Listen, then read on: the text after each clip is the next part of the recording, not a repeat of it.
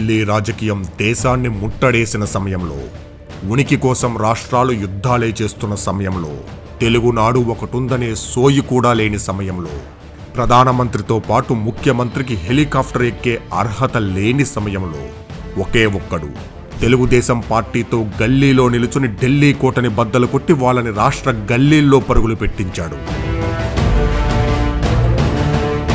ఆ తెగువకు, ఆ పట్టుదలకు, ఆ ఆత్మగౌరవానికి ప్రతీకగా 43 ఏళ్ల క్రితం ఎగిరిన పసుపు పచ్చ జెండా 3 తరాలను ముందుకు నడిపిస్తూ ఈ రోజుకు రెపరెపలాడుతోంది.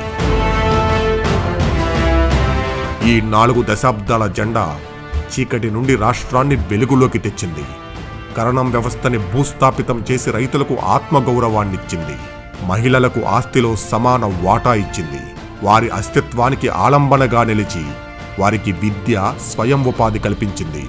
సాగునీటి ప్రాజెక్టులు, డ్రిప్ ఇరిగేషన్తో బీడు భూముల్లో సిరులు కురిపించింది. పరిపాలనను సులభం చేసి బడుగులకు భీమానిచ్చి, బిడ్డలకు భవిష్యత్తునిచ్చి, అట్టడుగు వర్గాలకు అవకాశాలిచ్చి తెలుగు జాతిని ప్రపంచంలో అత్యంత వేగంగా విస్తరిస్తున్న జాతిగా మార్చడంలో విజయం సాధించింది. 40 ఏళ్లలో ఓటమి ఎదురైనప్పుడు తల దించుకోలేదు, బాధ్యతల నుండి పారిపోలేదు. గెలుపు అందినప్పుడు తల ఎగరేయలేదు, తలకు పొగరెక్కించుకోలేదు. ఓడలు పాకిన మర్రి చెట్టులా ఊరు వాడ ఉప్పొంగిన నాయకులు, కార్యకర్తల బలంతో స్థిరంగా, సుస్థిరంగా నిలబడింది. కొట్టాలనుకున్న వారిని, తల కొట్టాలనుకున్న వారిని తొక్కి పట్టి కలబడింది.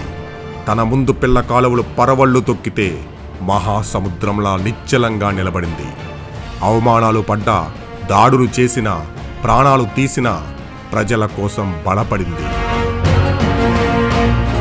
రాష్ట్ర భవిష్యత్తు అంధకారమైన ప్రతిసారి, పాలన గాడి తప్పిన ప్రతిసారి ప్రజలకున్న ఆశ తెలుగుదేశం పార్టీ మాత్రమే అనే నమ్మకాన్ని సంపాదించుకుంది.